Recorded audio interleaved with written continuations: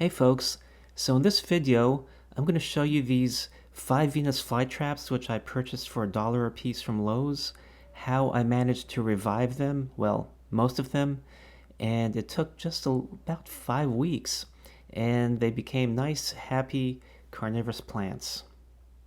Here I have a bunch of pots with some Sarracenia seedlings. As you can see, some, may be buried in the rain or may not have made it, but we'll see. I'm going to give them the benefit of the doubt. So anyway, what I'm doing basically is I'm setting these in the pot, the tray, so they can be in the tray method and to remain hydrated, but yet they can have some good heat. These were pretty dry, so they're not stuck in humidity, and the new growth wouldn't be caught in with the humid or like get damaged from being grown in a humid environment and put outside, especially with a scorching heat wave coming up this week. So with that, we'll just have to see how they grow as time progresses. And today is June 21. Today is July 5th.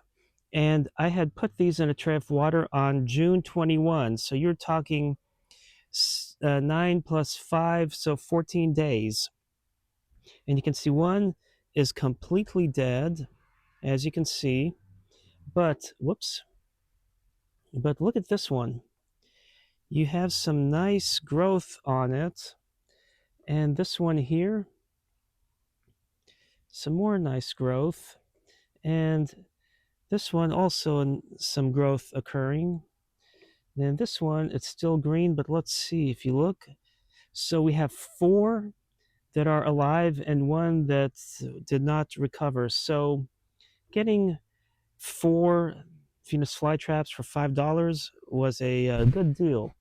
Now, I went to Lowe's today at different Lowe's, and they would only give them to me for like half off, so they would have been like $4 a piece. So it seems to be hit or miss sometimes when you go and look for a good deal on Venus Flytraps to revive, but so far so good. So now we'll give them a few more days and see how they fare. Hey folks, today is July 30. It was back on June 21 or thereabouts that I purchased these Venus Flytraps. Let me move this pitcher plant out of the way. See how big it got. All the others didn't grow as fast. Man, no, that's actually a Sarracenia flava I recently acquired. But you can see that they actually have been growing. So let me move some debris out of the way, and you can see that that one has a growing tip. This one's doing really nicely. It even caught a bug. It may have another one there, but you can see the dead bug on the inside. And then you look over here, and that one still is forming a nice rosette. And so is this one. So these are about ready to plant. But out of the 5 that I bought, 4 survived. So 4 Venus Flytraps for $5 or $1.25. So now I get to plant these. So in my carnivorous plant raised bed planter, I have several different Venus flytraps. I have one here that I purchased back in March and eventually planted it in here in Lowe's, and it started growing really well and got really big pretty fast because I had this just barely surviving in those little containers they come in from Lowe's until I was able to plant it. And this one I didn't get on clearance like I did the other ones. Then I have here a denti, and there was a little offshoot and another offshoot right there. So I separated them when I planted it. There's a dead one. Nope, that's still attached. And then here's a red dragon. This one, there's a company at the farmers markets that I'll purchase carnivorous plants from. And I went ahead and bought one of their seed-grown ones. And then I have a Drosera capillaris. I separated them. They were attached to that one. And I have 1, 2, and here's a small red one that's recovering. This one's done nicely and is actually flowering, as you can see. So now I have all these little Sarracenia seedlings all over the place because I had just way too many. I couldn't keep them in one quadrant.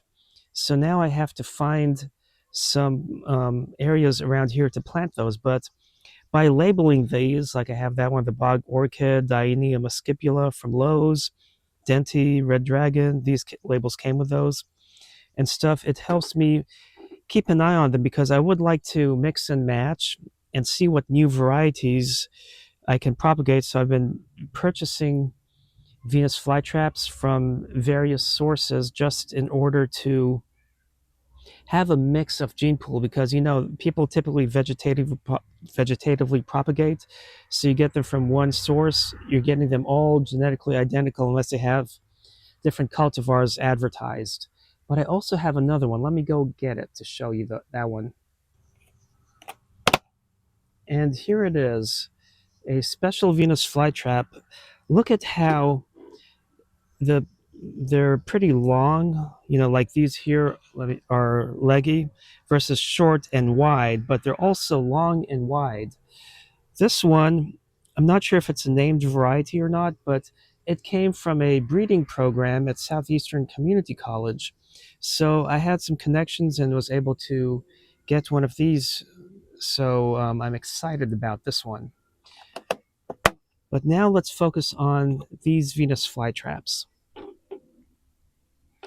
So I need to figure out where to plant it. So some of these pictures did not make it. There's a green one, so I have to be very selective on where I plant these, because I don't want to overcrowd them, because they do get bigger than how they are, but also I don't want to decimate any pictures. So I think I can. That one's dead.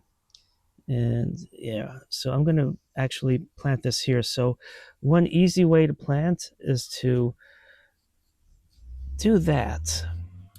You're basically creating an opening, and then you're lifting up. I have a picture here I don't want to decimate. And by doing it that way, oh, that one was still slightly alive, I guess. No, it's mostly dead, as opposed to partly dead. So now I can go ahead and take this out and just stick it in there. And then I can push this down and separate it. And then this extra peat moss will be great elsewhere along here, because this compressed a bit. So now I have one of these planted.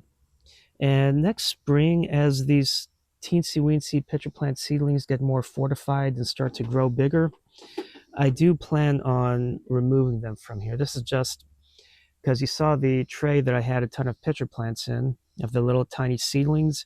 It takes up too much space. So then whichever ones survive, those I'll focus on planting elsewhere. And I'm just removing that excess moss. Okay. Now, where else can I plant one of these? That one doesn't look like it's fine. Yeah, that one's still alive right there. So then if I stick this here, it's going to be too close to that. Okay, trying to look for other areas. I found an area here where I don't have a lot of living pitcher plants, but I could put that other Venus flytrap there. So I'm still trying to look. So now let's see. Here is a good spot right there, because I have a picture there, teensy weensy seedling, but nothing else. So I'm going to remove some peat moss first before I start digging the cup in. And that will just probably work out a little better. Yeah, there we go. So now I can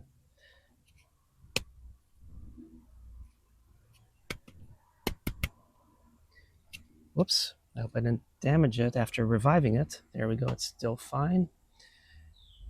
And number 2 is planted. So I'm going to have to get more of these labels written out. Dyneema scipula from Lowe's, to label those so I can keep them in check. Now let's see, I could put one here. It's a little piece of peat moss. Yeah, I think I figured out what I'm going to be doing with, or where I'm going to be planting all these.